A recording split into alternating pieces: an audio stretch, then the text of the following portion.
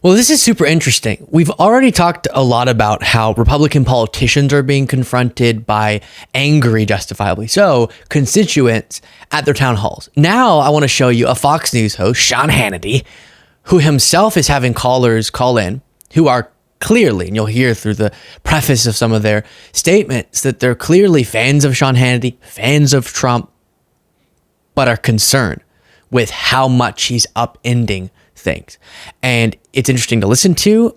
It does bring back to all of our minds the fact that we wish they hadn't emboldened the very administration that's now doing things they're concerned about. But nevertheless, let's hear this. First one is just really short as a part of a compilation that was put together, but then we'll get into longer testimonies. If you appreciate the show, please do click the subscribe button.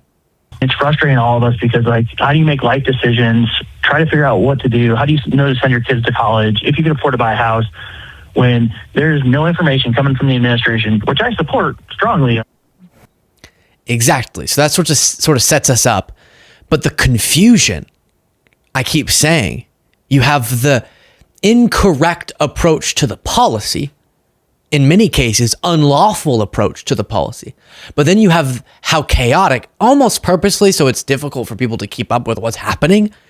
You have a chaotic approach to it. Just today, while we're recording the show, Trump went from we're full steam ahead on tariffs on Canada and Mexico to the point where businesses, I'll read you a viewer of ours who his business is already having to adjust for the tariff. And now Trump rescinds them for a month, saying they're, or most of them for a month, and then saying they're going to come back in April. And that's not how you set up an economically stable, thus business environment that's stable for people to flourish. And actually, because I referenced it before playing this next longer discussion between Hannity and one of his viewers, let me read to you something that someone wrote in. He said, I will try to make this concise and you can decide if you want more details. We are a small business based in Michigan. We manufacture many products, but focus mostly on wood products, to be specific, most of which are for the health sector, hospitals mainly. The tariffs came into play the day they went into effect. We have 3 suppliers, all of which get their supply from, you guessed it, Canada. We got a letter from them alerting us that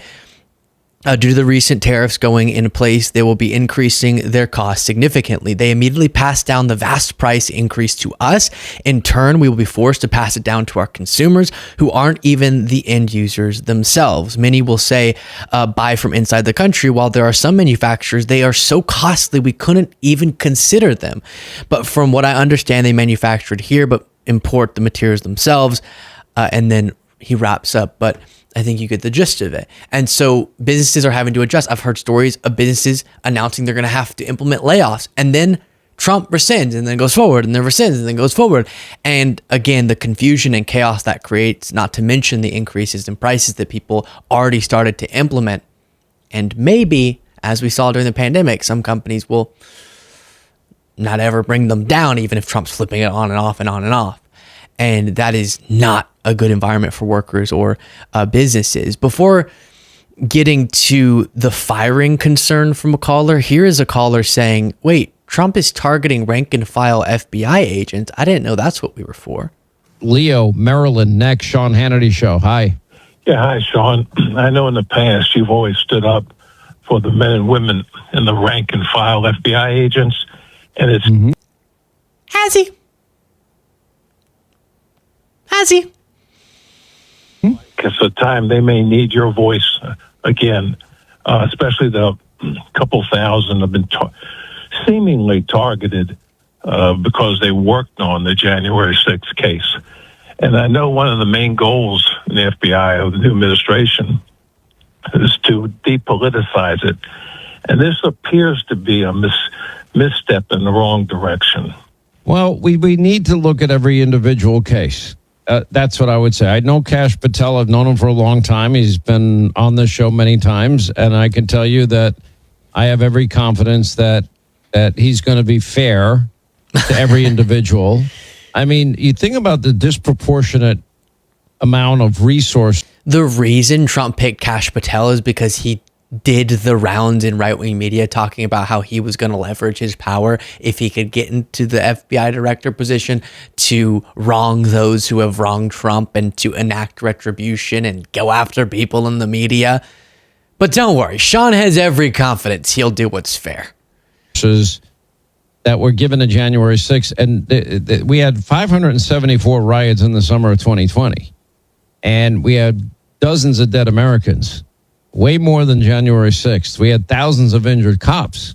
We had billions in property damage. And we had a presidential candidate, vice president at the time, saying that the rioters... So again, what we've addressed many times, the whataboutism, that makes no sense. It makes no sense.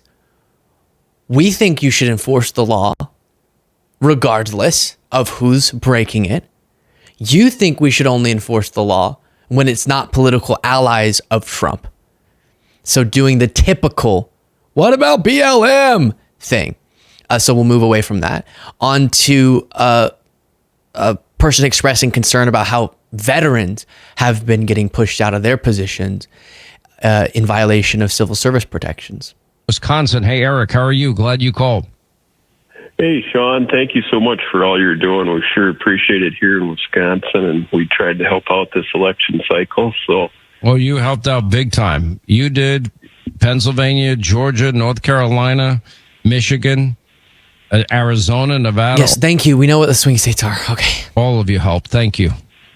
yeah, I just wish we could have got Tammy Baldwin out of there, but it didn't work out too well. So, but yeah, well, you came close. I mean, unfortunately, you don't win every game you play. Yeah, right. But hey, I just awesome stuff that Doge is doing with Elon Musk, and we sure appreciate it out here is what kind of farmers and taxpayers and all that good stuff. But one thing I'm concerned about, Sean, a little bit, and I'm concerned the liberal media might run with this, is one of our tenants just recently got laid off. Wait. How dare the liberal media report on people's lives being upended? How dare they? I'm concerned the liberal media might run with this is one of our tenants just recently got laid off from the USDA, and he's disabled vet, multiple deployments overseas, and yeah, the guy is without a job now, and I'm just afraid that stuff like this is going to get out there. And I know you got a soft spot for military and police and EMS and all those guys, and just a little concerning that we don't let these guys, fall off the wagon here and get neglected because they've done so much for our country. Look, I don't like to see anybody in a position where they're going to lose their job.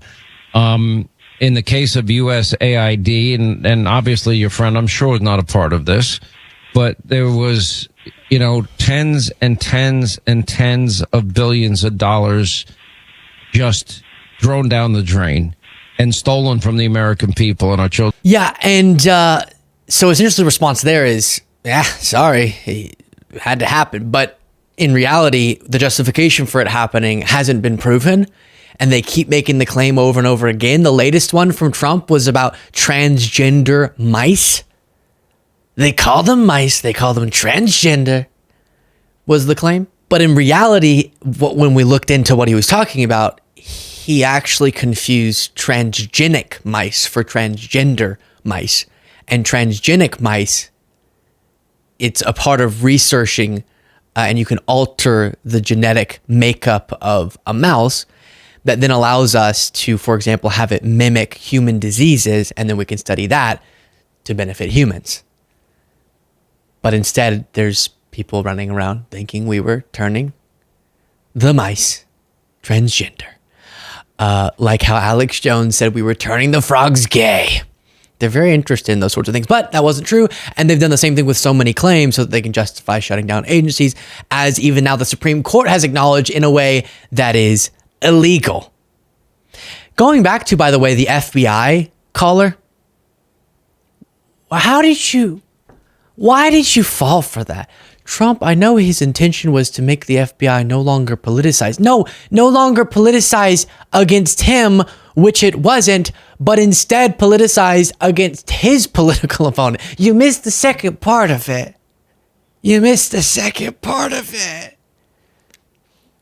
It wasn't not political.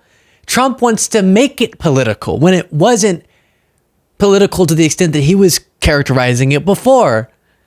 It's wild, but that's what is so fascinating about hearing these phone calls because people will word things and you're going, where'd you hear that? So I know that Trump has always stood for our veterans. Really? Really? The guy who called them suckers and losers, the guy who disparaged McCain's service, that guy? He's the one? The guy who constantly took credit for a VA choice bill that actually Obama signed?